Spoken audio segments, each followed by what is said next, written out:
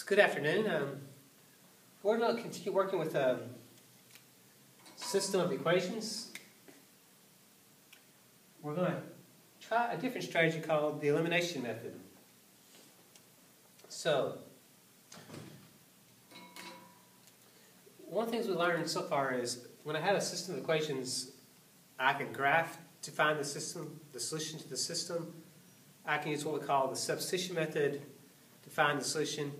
And then, of course, we're going to look at this third method. What I want to do is look at solving this system by graphing again. Now, since these are already in standard form, I think it's probably easier to just go ahead and just find the x and y intercepts. So let's start with this first line. So if I want to find the x-intercept, I set y equals 0. So I get 4x equals 20.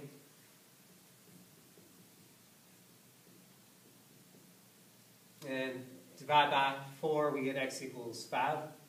That's going to be our x-intercept. To find our y-intercept, we set x equals 0. We get negative y equals 20. So we'd have y equals a negative 20. What I'm picking up on is on my graph, I actually can't graph the y-intercept of negative 20 here. My graph doesn't go that far. It looks like it only goes to about 18 there. So it looks like that method is going to be off the book. I'm going to go ahead and just find the slope in the y-intercept then. So we have 4x minus y is equal to 20. I'm going to kind of isolate the y, so I get this subtract 4x on both sides. Let's see where this takes me. So I get negative y equals negative 4x plus 20. Take the opposite of each side, I get y equals 4x minus 20. So if I change the signs. Again, notice that even in slope-intercept form, my y-intercept is going to be a negative 20, so I'm not really going to be able to use that. So I'm going to have to probably make a t-chart.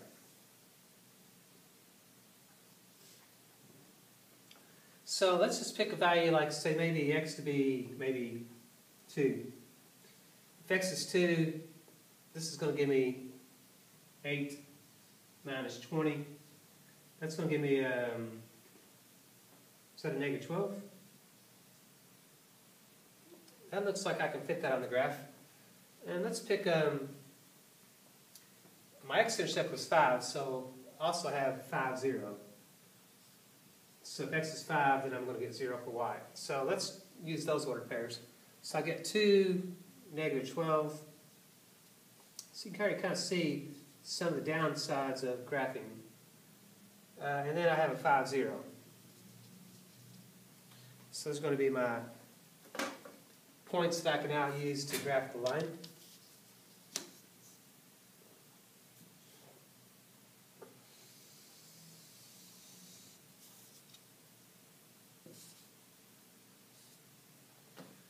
Okay. So I'm going to go ahead and get rid of this math. Don't have enough room for all this. See if I can get that off there.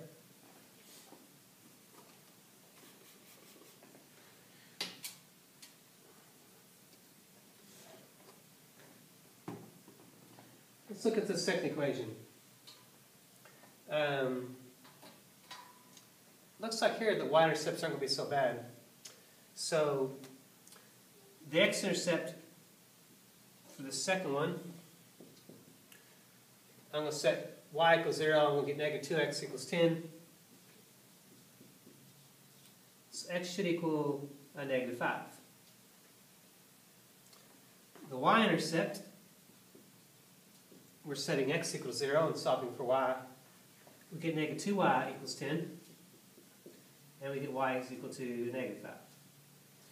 So it looks like we get a negative 5 and a negative 5 for the y-intercept as well. So I can now graph the line.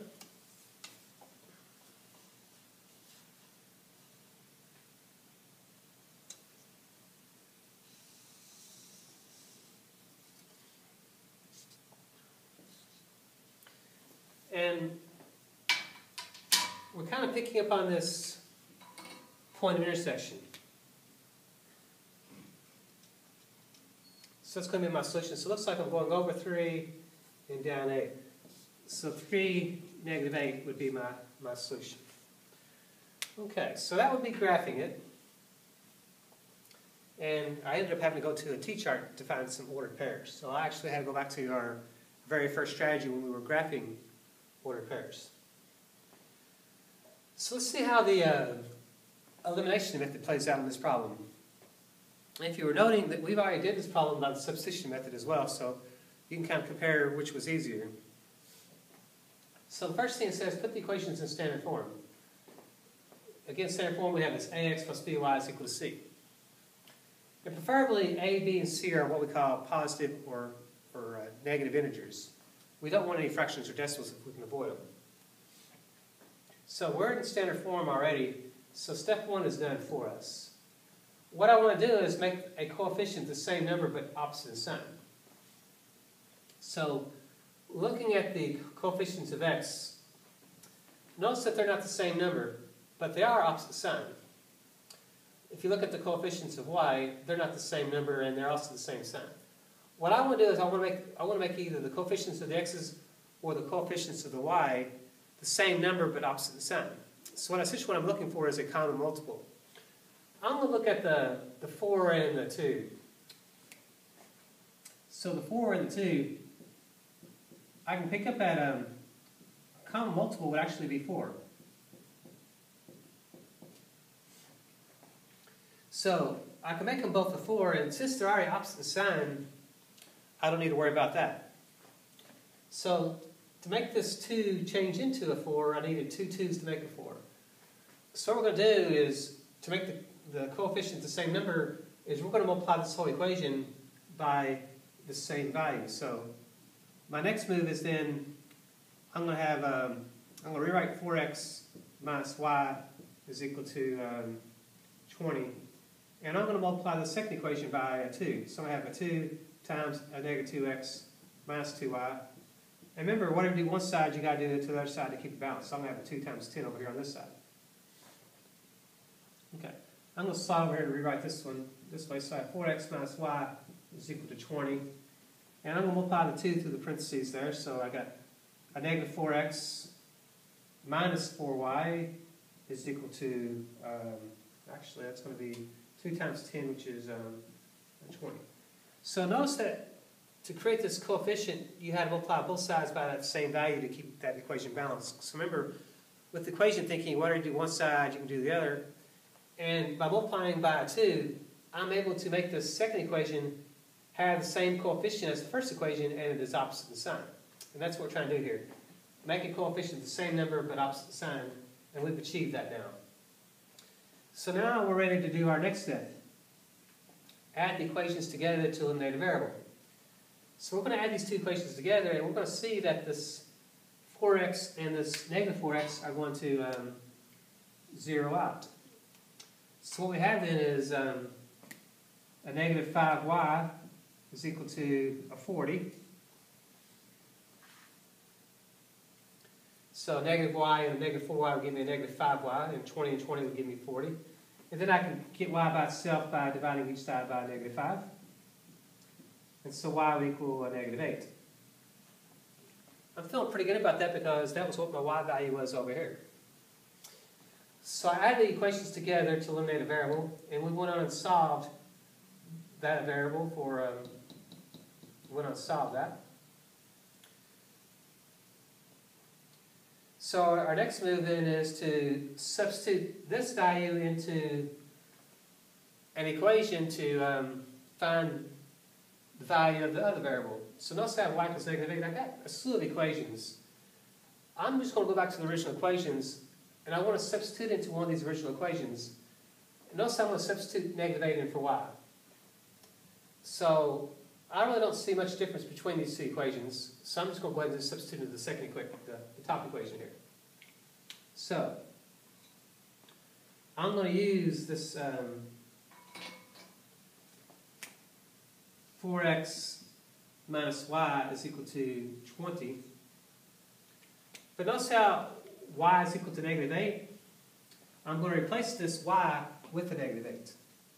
So what I have then is 4x minus, and I'm going to change that y to negative 8. And then you have equal to 20. So what we have then is, I'm going to now see that I can solve for x, so it's going to be 4x plus 8 is equal to 20. I can then use a zero pair to knock this 8 out. And I have then 4x equals 12. And we should see x equals 3. So when I substitute in, I'm just going to substitute back into one of the original equations. I did so, and I was able to solve for the other variable. So now we have the value for x, and we have the value for y, and we've got our solution. We can kind of pick up on that. 3, negative 8 would be my solution. Remember that the x value has to go first, the y value has got to go second in an ordered pair. And that does confirm what we had over here. But we did it a totally different way. We used what we call, some people call it the addition method. Some textbooks call it the elimination method. And I kind of like the elimination method because that's kind of what we're doing is we're eliminating a variable out of the problem to make a single variable equation. Okay? So we'll try a few more of those. Stay tuned.